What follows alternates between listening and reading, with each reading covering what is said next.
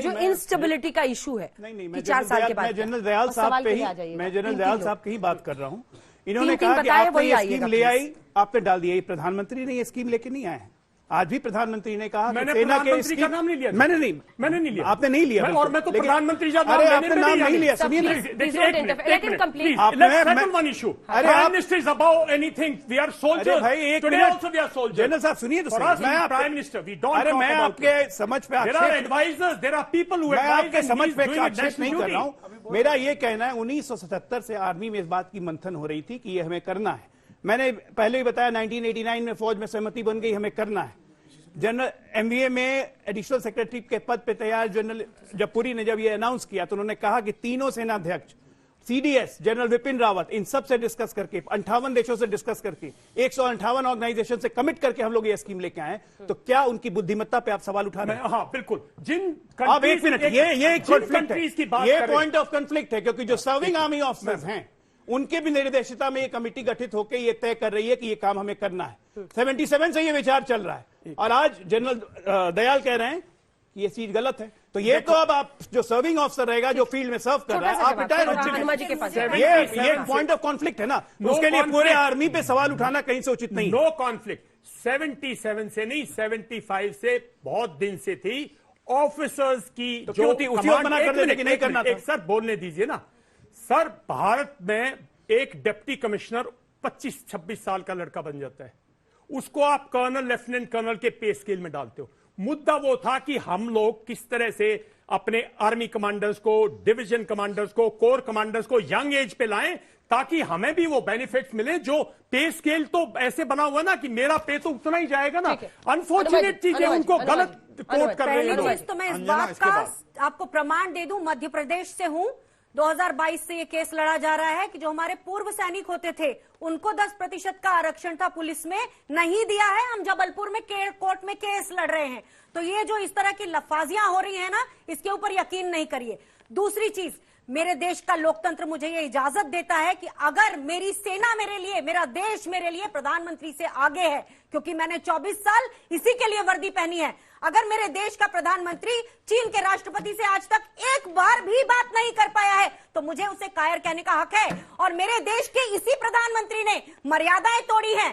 पंडित नेहरू के बारे में अनाप शनाप चीजें फैलाकर उनकी जो बेइज्जती की है, उसके बाद उन्होंने सारी मर्यादाएं तोड़ दी हैं। और एक आखिरी बात ये बोलना चाहती हूं कि जब आपकी तालियां बजे ना, तो ये ध्यान रखिएगा कि 9 अग्निवीरों ने आत्महत्या की है, एक ने चोरी की है। तो खाली ताली बजाने के लिए मत बजाइए। हमारी सेनाओं को कमजोर करने की ये स्कीम है, इसका मैं खुलासा कर रही हूं। और एक और बात बोलना चाहती हूं कि इसी सरकार ने हमारे देश के जो डिसेबिलिटी पेंशन वाले सैनिक हैं या सैन्य अधिकारी हैं, इनके खिलाफ 200 नंबर में अपीलें की हैं सुप्रीम कोर्ट में, क्योंकि ये केस जीत गए थे आर्म फोर्सेस ट्रिब्यूनल ने। तो ये एक ऐसी सरकार है, एकदम छोटा सा जवाब देना है कि मुझे इनके सवाल लेने हैं। मैं बस एक लाइन में पूछना चाहता हूं आप ही लोग से। इन्होंने कहा लोकतंत्र इनको अधिकार देता है कि देश के प्रधानमंत्री को ये कायर बोल सकती है।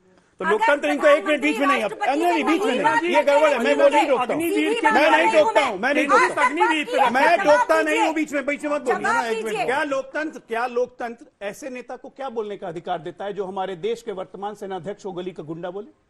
क्या बोलता है लोकतंत्र? क्या बोलता है ऐसे नेता को क्या बोलना चाहिए?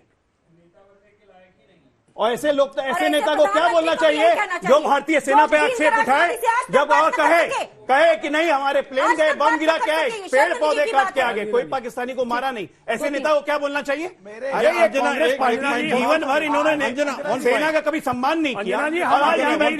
अग्निवीर पे केंद्रित रखिए। अब नौजवान सीख के जाएंगे। किसको बोल रहे हैं आप ये? हम आपसे रिक्वेस्ट कर रहे हैं। हम तो रिक्वेस्ट ही कर रहे हैं, लेकिन यहाँ तो एक दूसरे के नेता को गाली चल रही है। इसका क्या किया? एक मिनट बताओ। देखो मैंने यही बात करने की कोशिश कर रहा हूँ कि हमें देखना है कि इस स्कीम को कैसे बेटर बना सकते हैं। और यही मुद्दा होना चाहिए कि भाई इसके अंदर ये अगर हो जाए ये स्कीम बेटर हो जाएगी, क्योंकि इसका मेन एम तो अच्छा है कि एज कम करना और आपका जो बजट में पैसा कम मिल रहा था मॉडर्नाइज करना। आप इस स्कीम को मॉडिफाई करें और इसको और बेटर बनाएं। और वो कैसे होगी? डिस्कशन करें, और वो डिस्कशन में जो पॉइंट आते हैं, मुझे लगता है गवर्नमेंट बहुत पॉजिटिव है। मेरा क्वेश्चन गवर्नमेंट से है।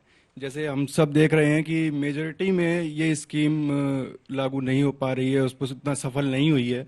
तो गवर्नमेंट इसे हटाने की कोशिश करेगी या इस पे सुधार करने की कोशिश? जल्दी से। कोई हटाने की कोशिश नहीं की जा रही है। सुधार हमेशा एक निरंतर प्रक्रिया है, जो कि हमारे बगल में जनरल साहब बोल रहे हैं। और राजनाथ सिंह जी ने भी कहा है कि जो भी आपके सुझाव हैं, सुझाव दीजिए, आर्मी भी विचार करेगी। और ये स्कीम किसी ने सीधे लाद के नहीं दे दी है, ये बकायदा आर्मी से एक वेल थॉट ऑफ स्कीम है, ये आर्म फोर्सेस के लोगों ने दिया है। मेरा नाम भूमि वाजने है। मेरा सवाल विपक्ष से है कि विपक्ष कैसे दावा कर सकता है कि अग्निवीर योजना एक कुर्सी बचाओ योजना है, कुर्सी बचाओ योजना है, जबकि ये एक राष्ट्रीय सुरक्षा का मजबूत करने की उद्देश्य है। ठीक है, ओके। किसी ने भेजा है, आपने खुद ही लिखा था? खुद ही लिखा था, क्योंकि ये सवाल थोड़ा सा राष्ट्रीय सुरक्षा से जुड़ा हुआ मुद्दा, और आज प्रधानमंत्री ने भी इस पर कहा है कि बात राष्ट्रीय सुरक्षा का है, उसमें भी तू मैं पीएम कायर है, चीन से बात नहीं करता है, ये है वो है।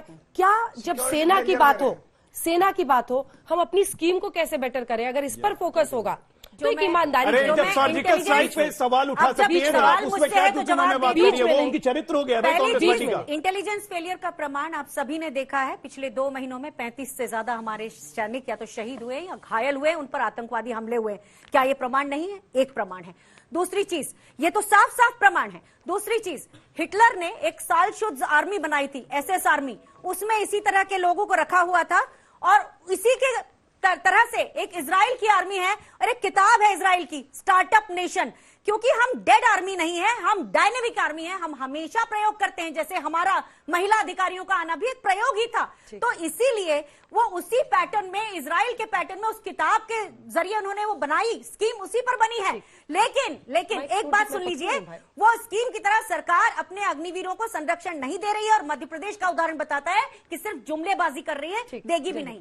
मेरा सवाल सत्ता पक्ष से है कि वो बहुत फंडामेंटल राइट का बात करते हैं, मौलिक अधिकार का बात करते हैं। सर आपको ग्राउंड रिपोर्ट नहीं पता। सर मैं फैमिली जो है वो आर्मी से है, मेरा दोस्त अभी लद्दाख में है। वहां का सर अग्निवीर के बंदे का ये कंडीशन है कि शाम में जो स्नैक्स मिलता है, नाश्ता मिलता है, वो उन्हें प्रॉपर तरीके से नहीं दिया जाता है। न दूध रहता है, न काजू रहता है, सिर्फ जो रेगुलर जो ड्यूटी कर रहे हैं उनका रहता है। और सर ये जो sir day to day sir बढ़ रहा है, सर क्राइम बढ़ रहा है और लोग सुसाइड कर रहे हैं, तो इसके लिए मैं सत्ताधार से कहना है कि ये डिस्क्रिमिनेशन क्यों है? ठीक है, जवाब दीजिए। देखिए, ये डिस्क्रिमिनेशन तो मुझे तो नहीं लगता है, लेकिन अगर आप बता रहे हैं ऐसा है, क्योंकि आप आर्म फोर्सेस के परिवार से हैं, तो निश्चित तौर पर यह कार्यक्रम सरकार देखती है। ऐसा होता है? बिल्कुल इस पे ऐसा संज्ञान लेगी, लेकिन मुझे नहीं लगता है कि ऐसा डिस्क्रिमिनेशन है, क्योंकि जनरल पुरी ने बिल्कुल ये कहा। इस पॉइंट को अलग मत ले जाओ, ऐसा नहीं होता बेटा।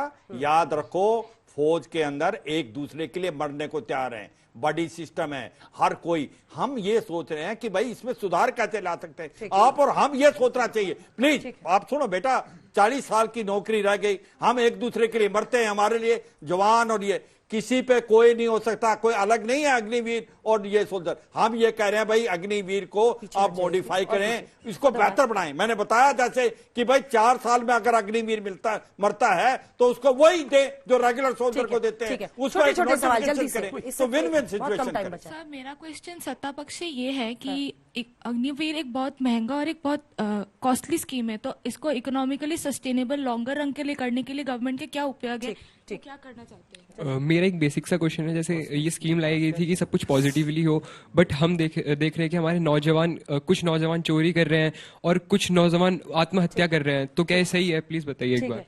हालांकि चूंकि ये अनवेरिफाइड है इसलिए आज तक इसे, लेकिन वो चूंकि बता रहे हैं तो देखिए अंजना जी, सबसे पहले तो मैं कांग्रेस की प्रवक्ता को कहूंगा कि अग्निवीर को इन्होंने पूरी हिटलर की आर्मी बता दी। ये सोचिए, ये ख्याल है, मतलब हिटलर की आर्मी, इजराइल की आर्मी बनाना चाहता है, अग्निवीर को वही बता रही है। तो ये इनका सोच है। ऐसी सोच के साथ अगर हमारे राजनीतिक दल देश में रहेंगे तो कल्याण करके ही मानेंगे, लेकिन ये कल्याण करके ही मानेंगे। इनको कोई रिपेंटेंस भी नहीं है, ये रिपेंटेंस भी नहीं है इसमें। लेकिन जो जॉब स्कीम आप भी अप्रेंटिसशिप वाली लेकर आ रहे हैं, वो 1 साल की लेकर आ रहे हैं। ये भी स्कीम ला रहे हैं, इंटर्नशिप नहीं, वो आर्मी के लिए नहीं है। लेकिन अगर फ्यूचर और करियर तो हर किसी का है ना, 1 साल के बाद वो क्या करेगा? अगर आप कॉर्पोरेट बच्चे की बात हो रही है ना, सिर्फ आर्मी का एक कंसर्न नहीं है, कोई सुसाइड क्यों कर रहा है आपके, जो आप कह रही हैं, तो यही वजह होगी ना कि 4 साल के बाद क्या में छप रहा है। हाँ, ये तो 4 साल के बाद की जो अनिश्चितता है वो तो अप्रेंटिसशिप वो मैं बताता हूँ क्या अंजना जी, एक कांग्रेस की उनको जवाब देने। अच्छा सॉरी, मैं आपको कुछ और बताना चाहता हूँ। देखिए जल्दी से, हमारे यहाँ एक राज्य सैनिक बोर्ड है हरियाणा के अंदर, टाइम बहुत कम एक मिनट, एक राज्य सैनिक बोर्ड है हरियाणा के अंदर, वहाँ एक ब्रिगेडियर की अपॉइंटमेंट। वेट सर, पिछले 5 साल से साहब वहाँ ब्रिगेडियर नहीं है।